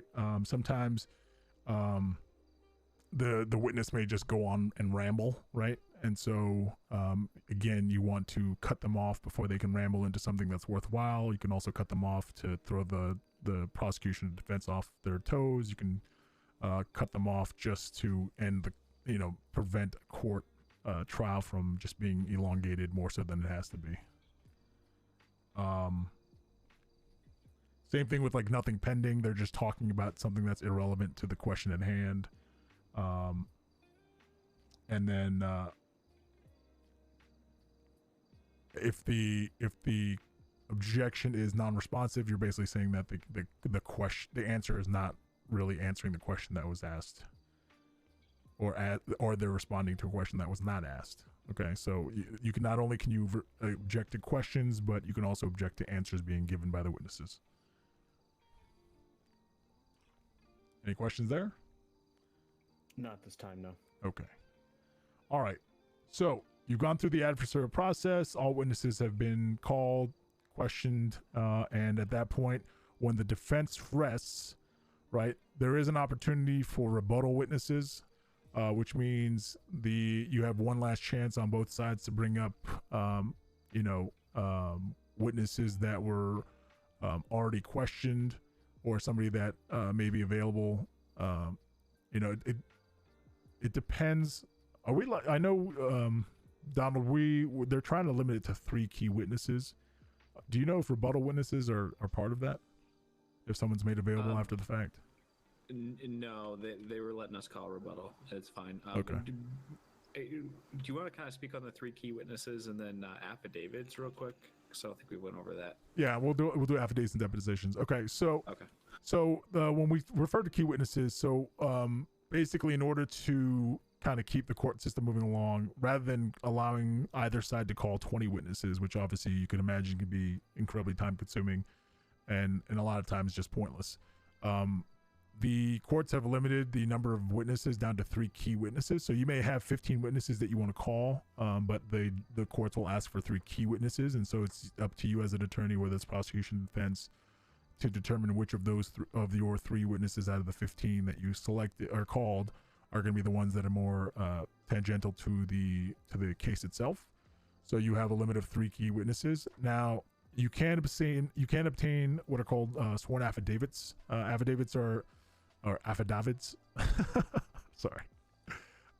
Affidavits are basically sworn, written testimonies from individuals who are not going to appear or cannot appear in court. So basically, it's like their testimony on paper, right? And those have to be witnessed by a clerk or a judge and signed off as being official court documents, essentially.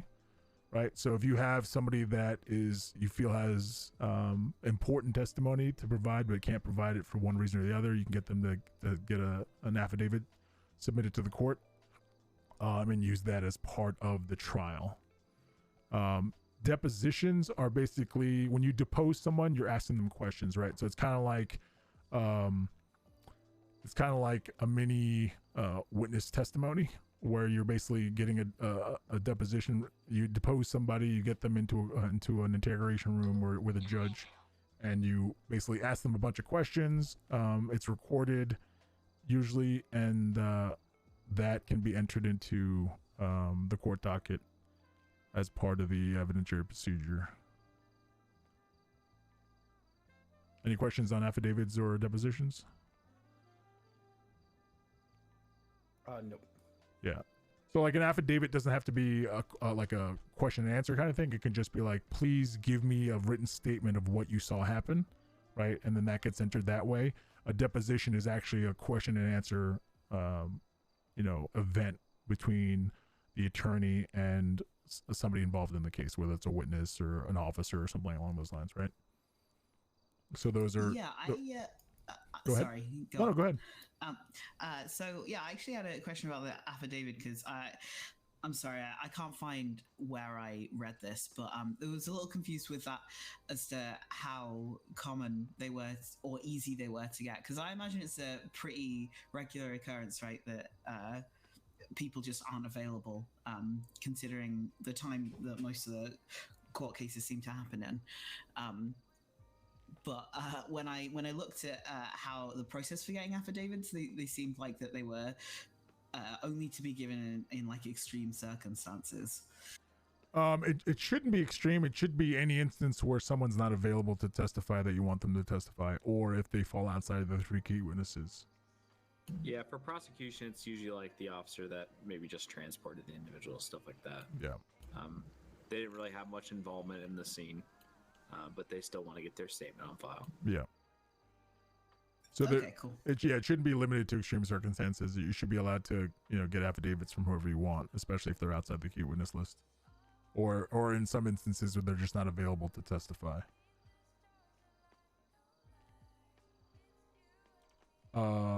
Okay.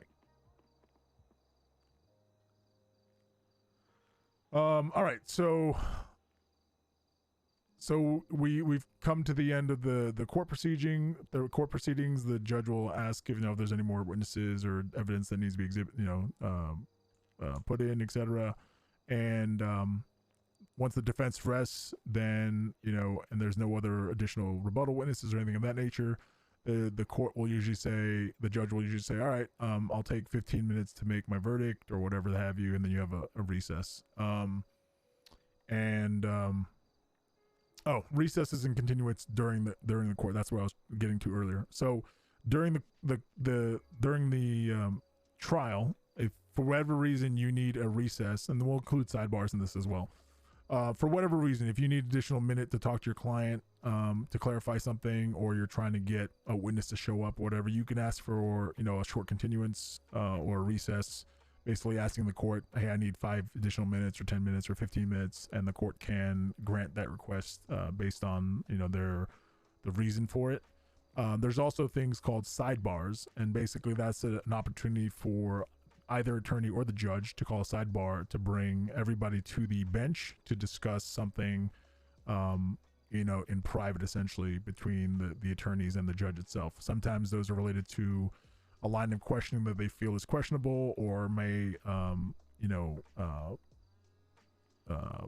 be about an active investigation, or any other reasons why you want to have a private conversation. Sometimes it's it can also be like an etiquette thing, just for helping to deal with some things that you don't want to say out in public or whatever.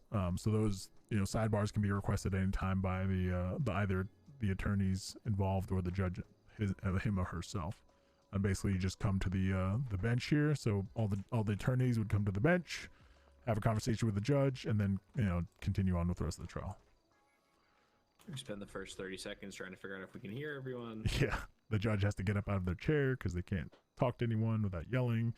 Yeah, it's good times. Okay, so at that point, 15 minutes goes by, the judge comes back, and they will levy their verdict on the case. Okay, whether it's guilty or not guilty, they'll go charge by charge usually, and determine what the client or the defendant is guilty or not guilty of. Once the verdict has been put down, then you go into sentencing or arraignment. And so typically what will happen is there is a in most instances there is already a sentencing or fine in the penal code. So it's pretty, that's kind of your baseline. And then the judge will ask the prosecution for any sentencing or recommendations. And then in those instances, the prosecution or the defense can either be asked to be more lenient or more harsh based on the facts of the case. And then the judge doesn't have to, but will usually ask the defense what their request for sentencing. And obviously from the defense standpoint, we'll usually say, Your Honor, the defendant spent 50 months in Bolingbrook awaiting the trial. We asked for time served and fines, et cetera, et cetera. And then the judge will make a determination based on all the information that they've gathered from the prosecution defense to do their final sentencing, right? In some instances, the judge may sentence harsher than what both sides have requested, or even what the penal code states, depending on the severity of the crime. In other instances, the judge might say, agreed, the client or the suspect or the defendant or whatever has been, in jail for X amount of time. We'll give him time served and removed from his initial sentencing, and then carry on. Any fines that are levied are usually collected then and there by the police or the bailiff, okay, from the defendant. If they are found not guilty, any fines paid or bail paid, so long as they didn't violate their bail conditions, will be given back to the client as well, the defendant. And then the judge will smack their little wooden hammer called the gavel, and will adjourn the court. And well, actually, that's usually done before the fines and all that stuff are collected. But court will be adjourned, and then the judge will close the docket with the final decision, and then that's the end of the typical criminal court procedure. and then all the attorneys yell at each other and then go have drinks. Any questions so far? Nope. Okay. Just been taking a lot of notes, so. Yeah, no worries. We're right at 15 minutes past the hour, which is, you know, a little bit past our typical hour, but that's pretty much your very basic criminal court proceeding. Typical objections. You know, obviously, depending on the severity of the crimes being charged, you know, court proceedings can take a lot longer or a lot less, depending on the type of case it is, number of witnesses, the type of information being shared. That's pretty much it. Donald, do you have anything else to add? No, I think that's good. All right. So as far as criminal case law goes, you guys covered a lot of case law, I understand, last week or the week before. We can probably sprinkle in some additional cases at the next class. But I think we're actually moving into civil court and civil litigation, right? Yeah. Yeah. Yep. So if you have any specific questions, or if you want additional case law, you can definitely ask for it. But I believe we're moving into the civil stuff on Wednesday and Friday. Sounds good. Okay. With that being said, class is dismissed unless you have any questions. If I have any, I can just send you guys an email or something. Yeah, absolutely. Yep. If you have any questions, feel free to post it to the student section of the group email so that everyone can see the questions, and they may have similar questions as well. Sounds good. All right. All right. Well, Thank you guys again. thank you all for attending. We'll see you next time. You ready? Cool. Thank you. Thank you. See you guys. See ya. See ya. Any cases tonight? I don't think so. Let me get back in radio.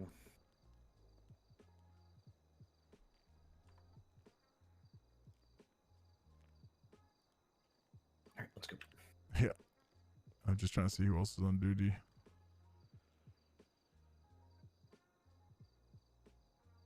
Look at that. DOJ's full up finally. They'll still complain they don't have enough.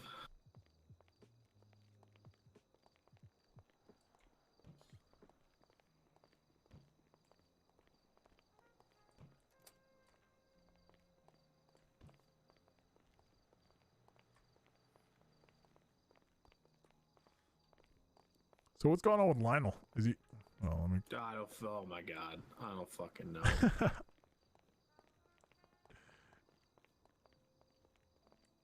I saw Gary's been around, but Hey, Lionel's been trying to refuse bail for the dumbest shit. He tried to refuse a bail hearing. what? Has he lost his mind? She's like, that's not a thing.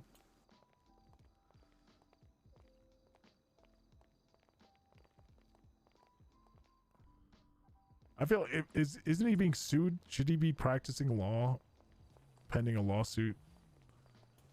He's not supposed to be practicing law. Okay. So if he is, just tell Gary. Well, so when did you hear him deny bail? Was that recent? Yeah, we're in the cells, but he said it wasn't him. He said it was Vinny. Oh, okay. I was like, I call bullshit.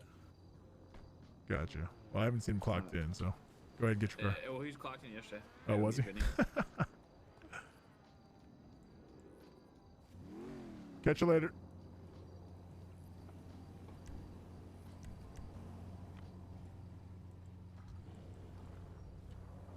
Oh yeah, wait. I need to see this car. Fuck traffic laws.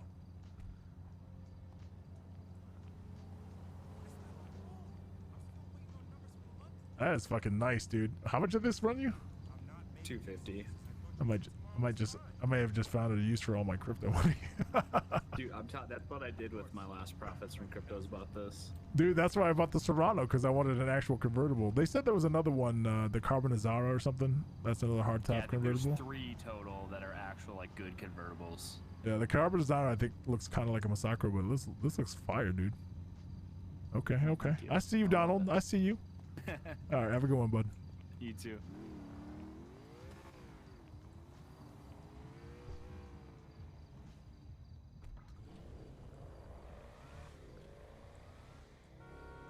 All right, chat. Having said that,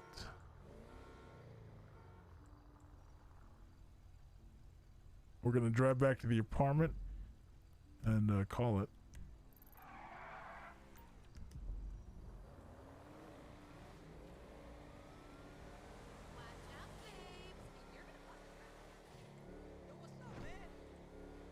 Appreciate everyone stopping by. Oh, let me turn off my voice changer. Appreciate everyone stopping by. did my cop thing today. Did my lawyer thing. I'm gonna go do IRL things, and then I'll be back hopefully later tonight. Probably Andre, since Kayla's going through a bit of a crisis right now, getting a hit put out on her potentially.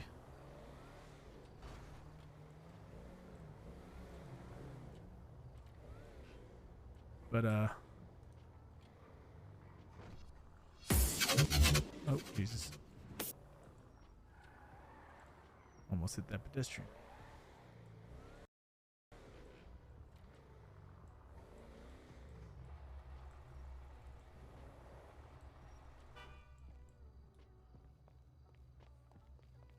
Head into the apartment here so I don't get assassinated. See who else is streaming right now.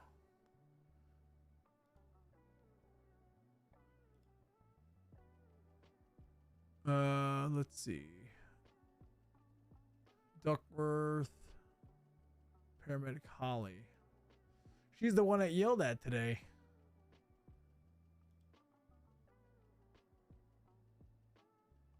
All right, let's go raid Paramedic Holly.